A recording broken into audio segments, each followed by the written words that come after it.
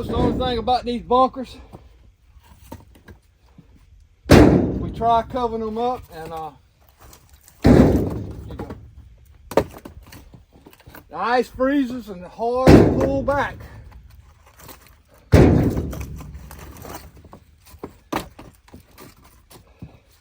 So we're gonna ask you a couple questions this morning. Let me make sure this camera's right before we get started. We're loading up another face cord of wood to deliver. We've got a couple to deliver. We just don't know what direction we're going in. But the people out there to sell firewood, I'm on probably my last bunker of seasoned wood. First question. Do you mix like 60-40 or 70-30 of seasoned wood to like I got my first bunker up there, kind of like half, maybe 60% seasoned? That's how I like to do it, but a lot of times it takes a lot of talking to, a lot of explaining to get people to try that. But after they try it, they like it, but you got to talk to them. You got to let them know when you got good coals, you put a piece of that 60% seasoned wood in there and it turns cherry red and it lasts a whole lot longer. But you got to explain to them that comes after you got good coals. You don't need to start a fire first because it's hard to do. A lot of times you can't do it. So that's what we do. Do you mix yours? When you get kind of low, it helps it spread it out. It helps so people get a load of wood that would normally not get a load because you sold out. That's how I like to do it. So leave a comment that you do the same practice.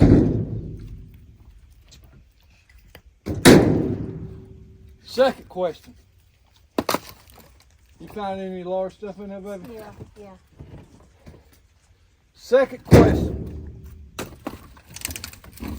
Say you got 100 face cords of wood to sell during the year. That's your inventory. Is it first come, first serve? Say you done sold 70, 75 loads out of that 100. You got elderly people that depends on you. You got regular customers that you know they're gonna buy another load of wood. Do you sell it as quick as you can? Or do you hold some back for them? Regardless if you don't sell it. Say it turns warm in March. A lot of times in South Carolina you do. Maybe you got 10 or 15 face cords left, but you held it back for your regular customers, but the weather didn't cooperate or it warmed up and they didn't need as much. Do you look after them? I do. To me, the worst thing you can do is for a regular customer that depends on you, they call you and you go, I don't have any more. When they might see you on Facebook or social media and knowing you've been taking wood here and yonder to everybody, and you didn't look out for them. I think a lot of times as wood hounds we make that mistake. Mistakes we should not make. If you got a loyal customer, in my opinion, I'm gonna look out for them. And if I have 10 face cords left over, well, that's 10 more can go to next year.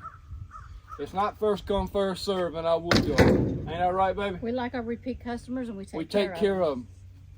They depend on us. And I'll tell them. They'll say, I see you've been selling a lot of wood, or I see you delivering here and there. I got you covered. And we have some that asked us to please save 3 loads. and I try not to.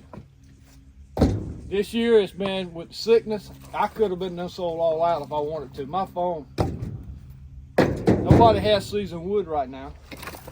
And I've got this bunker left. I think you need to get in the bunker with me. You think I need I to? do. I'm trying to talk. I'm trying to let you work, baby. So I see that. That's the two questions. Does first come, first serve? Or do you look out for them? Or do you mix your wood there toward the end? Or at the beginning? I got some people that I take a mixture to at the beginning. So And that's we the have question. some that ask for it. Huh? We have some that Some ask people for it. ask for it. Some people want half and half. We've already educated them and they learned it, and that's what they want. So, my wife has spoken, so I reckon I got to go load. Yeah, him talking is gonna make him cough. Yep. So let's get this thing in place for it. Then we're gonna come back and we're gonna talk about something else.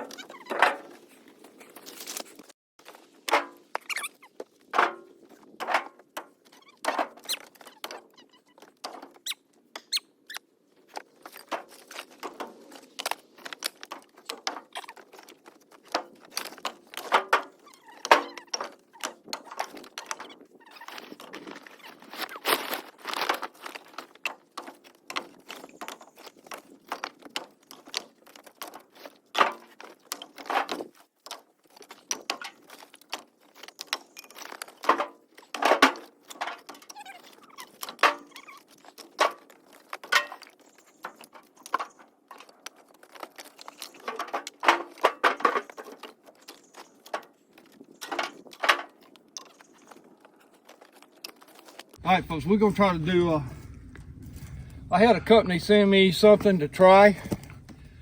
A question of, we talked about it for a while and I finally said for her that I would try the tape measure. I think you pronounce that Irma, Inkerma.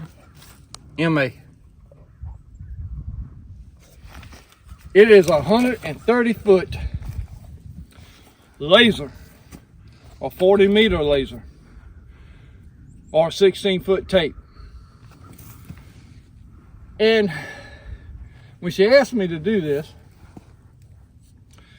I really didn't want to. Then I got to thinking. And I had an idea behind why I wanted to try it, and I told her I would show it on the channel. These bunkers, I have so many people ask me, how big is your bunkers? And I tell them, I don't have a clue. So now I'm gonna tell you how big my bunkers are. And I'll ask my wife to follow me.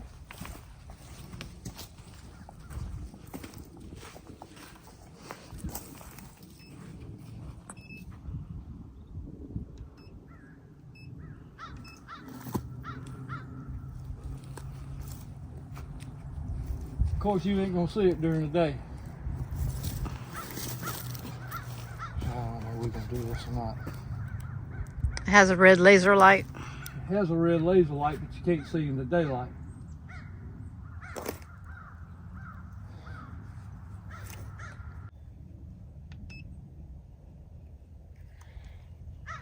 Well, that ain't gonna do. What I'm gonna do is I'm gonna come down here at nighttime or later in the day and explain to you how this tape measure works. If you're inside, I watched a couple of videos on other people that did a review on it. If you set it up right there, mash the laser button, and hit a button again, it will tell you exact measurement of your room, cabinets, your bunkers. Now, like I said, I'm gonna come back down here before I release this video and do this justice, because I'm gonna tell you how big my bunkers are.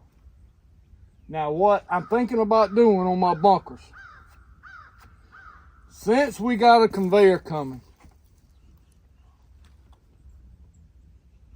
let me cut this off. I don't run the battery down. What I'm thinking about doing here, folks, I'm thinking about making this one big bunker. Put pallets down here and just have that conveyor stack it. Now my only problem there is, and the question I have, another question, can you make your bunkers too big? Wood right here, I could sling it right there. But you get this deep, that's a long way to that trailer right there. Show them where that trailer is, baby. I don't think you can throw it that far. You would have to start taking up your pallets Have to to back in. Which I don't really like that. I may be able to talk myself out of that. Now what I have said I was going to do, back up, make these each of these longer. Probably come about this far again. Make my bunkers longer. Each one of them.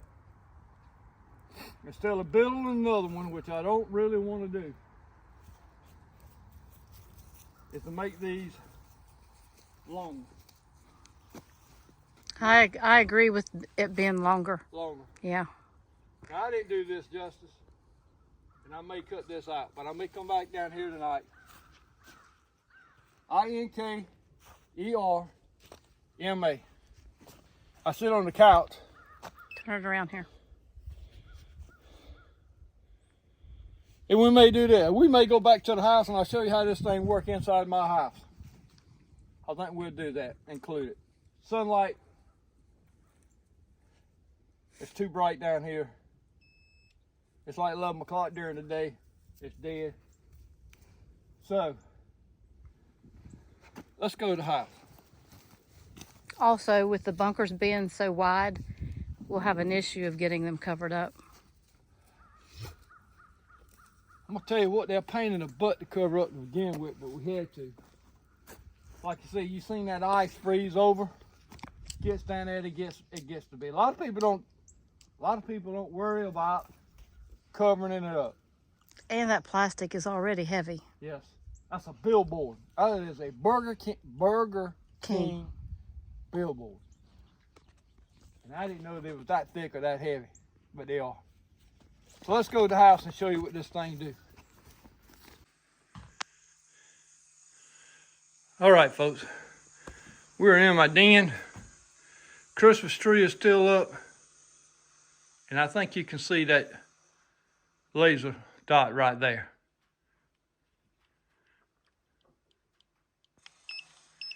And you hit the button, and it ain't gonna show you. Shows me 19 foot. You can't see it in this camera. Right there. Finally got my GoPro to do it. That top number is not your last reading, but your reading before. I moved in a little bit. It showed 1810. My last reading, because I'm doing this freehanded, I didn't put the laser down. It's 19 feet and 1 inch. So if you're doing calculations, it shows you your last reading and the reading before then. So that's very helpful. So I'm glad my GoPro will show you the screen. If I can get it back again, which I can't. There it is. When you got a video and you got another screen, it doesn't, just like a TV with cameras, it doesn't like it. So that's what the screen looks like. Appreciate y'all watching a little video today. Check out this company, Inkerma Ace Tape, 130 foot laser or 40 meter laser. And there's also, I didn't show you, but there's a regular tape measure. All right, folks, I decided to come here under the shed where it's darker. And this tape measure is going to measure from the back of this tape measure across. Okay? Show the red dot. Does it show up on the camera? Walk up to it.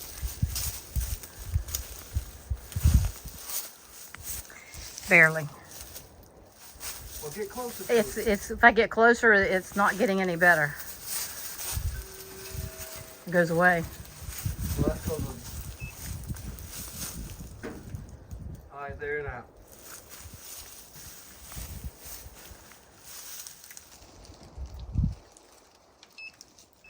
Well, with the laser, you cannot see it, and I know this camera's not going to pick it up. My iPhone does not do it justice. But there you go. 14 feet 1 inch and 9/16. It finally picked it up. I think where it would be helpful, just like right now, let me give the phone back to my wife. We've got so many trees down right now, and a lot of times they up across the creek, or you can't walk across and measure. If you had a tape measure like this, in the evening time, you can get out there and the laser can hit a limb at 40, 130 feet. You can tell how long that tree is. It gives you an idea of how many logs, 12-foot logs, or 8-foot logs you can cut out of it.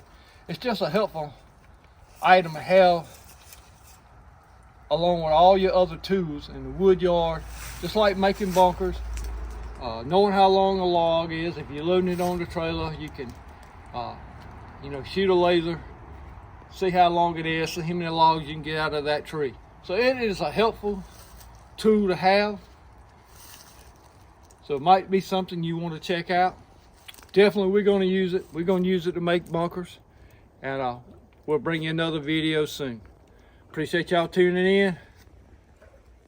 Rose, you got anything you want to say? You want to go split some wood? That's where we're going. She wants to go eat some dirt. All right, folks. Appreciate y'all. This is Wreck Outdoors.